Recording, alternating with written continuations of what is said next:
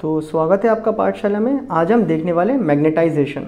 तो इसको थोड़ा ध्यान से देखना, क्योंकि यहाँ पे थोड़े बहुत हौच पौच वाले टर्म आते रहेंगे कंटिन्यूस, तो बहुत ही ध्यान के साथ देखना इसको, ठीक है। तो मैग्नेटाइजेशन क्या होता है, ये बात क्लियर है।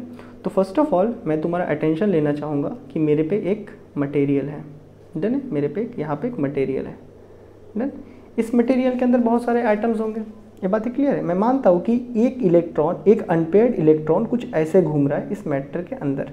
एक अनपेयर्ड इलेक्ट्रॉन, देखो पूरा मैटर है, एटम्स होंगे, एटम के अंदर एक अनपेयर्ड इलेक्ट्रॉन ऐसे गोल गोल घूम रहा है। यहाँ पे एक और अनपेयर्ड इलेक्ट्रॉन है, वो सपोज ऐसे घूम रहा है।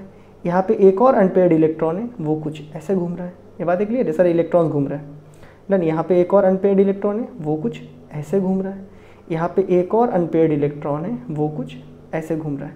यहाँ पे एक और बना लेंगे, उसको भी मान लेते हैं ऐसे ही घूम रहा है, डन है। अब देखना इंटरेस्टिंग बात है, ये जब घूम रहे हैं, यहाँ अगर इलेक्ट्रॉन घूम रहा है तो करंट का डायरेक्शन इसके ऑपोजिट में। चलो तो मैग्नेटिक डाइपोल निकालते हैं। तो करंट के डायरेक्शन में हाथ को कर्ल करो, ये जो थंब का डायरेक्शन आएगा वो आपका मैग्नेटिक डाइपोल मोमेंट या फिर नॉर्थ को पॉइंट कर रहा होगा। ये बातें क्लियर है, तो नॉर्थ को पॉइंट कर रहा है। तो इस केस में नॉर्थ क्या, आपके केस में ऐसे ऊपर पॉइंट कर रहा है, डन। ऐसे ऊपर पॉइंट कर रहा है। मैं इसको बनाने के लिए ऐसे बना दे रहा हूँ कि हाँ, इसमें कुछ ऐसे आपका मैग्नेटिक मोमेंट क्रिएट हो रहा है। ये बातें क्लियर है। इस केस में इलेक्ट्रॉन ऐसे घूम रहा है, तो करंट का डायरेक्शन इलेक्ट्रॉन के ऑपोजिट में लेंगे, ऐसे घुमाते हैं। एक घुमाया मैंने, थंब कहाँ आ रहा है, नीचे आ रहा है। ऐसे हाथ को घुमाया, थंब कहाँ आ रहा है, नीचे आ रहा है, नीचे, डन, ठीक है। तो नीचे आ रहा है मतलब क्या, ऐसे ऐसे करके कुछ नीचे की तरफ इसका मैग्नेटिक मोमेंट इसका बन रहा है। इस केस में करंट का डायरेक्शन ए, हाथ को घुमाते हैं, ये हमने हाथ को घुमाया, नीचे की तरफ आ रहा है। तो इस केस में भी मैग्नेटिक डाइपोल मोमेंट नीचे की तरफ बन रहा है। ये बात है क्लियर। इस केस में करंट ऐसा घूम रहा है, दैट इज आई, अगेन नीचे की तरफ बन रहा है, डन। इसका भी कुछ मैग्नेटिक मोमेंट नीचे की तरफ बन रहा है। इसको घुमाते हैं, इसका करंट का डायरेक्शन ऑपोजिट में ले लेंगे, दैट इज आई, ऊपर की तरफ आ रहा है। तो ऐसा कुछ मैग्नेटिक मोमेंट बन रहा है इसका। इसका करेंगे, हाथ घुमाएंगे, अगेन ऊपर की तरफ इसका मैग्नेटिक मोमेंट आ रहा है। तो यहाँ पे देख रहे हैं सारे जो एटम्स, इस तरफ बहुत सारे मिलियंस ऑफ एटम्स होंगे, मिलियंस ऑफ एटम्स अपना अपना अनपेयर्ड इलेक्ट्रॉन घुमा घुमा के एक मैग्नेटिक मोमेंट क्रिएट कर रहा है। ये बातें क्लियर है। अभी हो सकता है कि ये वाला मेरे पास 10 मीटर क्यूब का एक मटेरियल का टुकड़ा है, कोई भी मटेरियल है बट 10 मीटर क्यूब का टुकड़ा है। तो मैं पूरा 10 मीटर क्यूब को लेके घूमूंगा।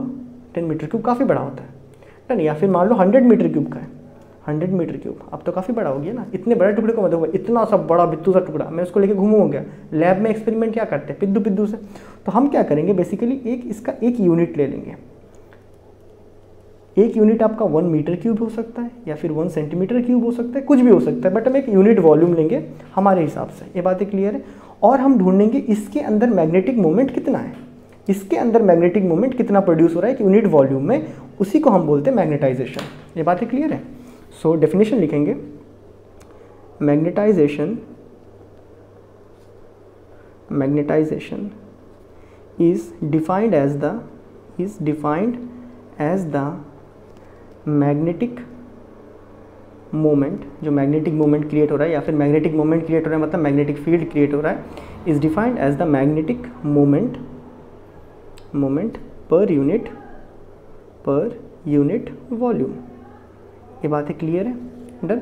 तो मैग्नेटाइजेशन को कैपिटल M से लिखते हैं, इजिकल टू ये तुम्हारा क्या होता है, कितने मैग्नेटिक मोमेंट क्रिएट हो रहा है एक यूनिट वॉल्यूम में। ये बातें क्लियर है, डन। और यहाँ पे जो मैग्नेटाइजेशन होता है ना, कैपिटल M, एक कैपिटल है, स्मॉल है, ठीक है। मैग्नेटाइजेशन, Z भी लिखते हैं, S भी लिखते हैं। Magnetization is a vector quantity.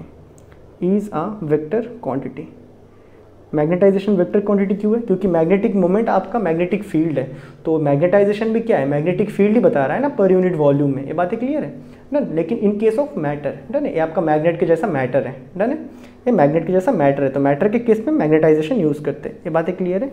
एक वेक्टर क्वांटिटी होता है, इसका यूनिट क्या होता होगा, फिर यूनिट निकालो। M क्या है, मैग्नेटिक मोमेंट का unit ampere metre square, volume का मीटर क्यूब। तो कटेगा तो क्या बचेगा, एम्पेयर पर मीटर। तो एम्पेयर पर मीटर आपका यूनिट होता है मैग्नेटाइजेशन का। क्या हमें यहाँ तक बातें क्लियर है।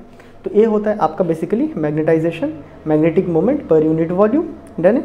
और इसका यूनिट होता है एम्पेयर पर मीटर। यहाँ तक बातें क्लियर है। तो मैं मिलता हूँ आपसे नेक्स्ट वीडियो में, जहाँ पे जैसे यहाँ पे मैंने मटेरियल के बारे में बताया था, वहाँ पे मैं बताऊँगा। क्योंकि देखो मेरे पास दो तरीका है, एक तो मेरे पे सॉलिड मैग्नेट अभी मतलब पहले से अवेलेबल था, हमने ये भी सीख लिया कि अभी ये करंट मतलब करंट को फ्लो करवा के भी मैग्नेट बनाया जा सकता है। ये बातें क्लियर है। तो नेक्स्ट वीडियो में हम देखेंगे जब करंट फ्लो होकर मैग्नेट बनाते हैं, उसके अंदर में हम यही मैग्नेटाइजेशन को एक और नया नाम देंगे। ये बातें क्लियर है, यूनिट वगैरह सब कुछ सेम रहेगा लेकिन एक नया नाम देंगे। तो वो हम देखने वाले हैं नेक्स्ट वीडियो में। तो मैं मिलता हूँ आपसे नेक्स्ट वीडियो में, तब तक के लिए गुड बाय।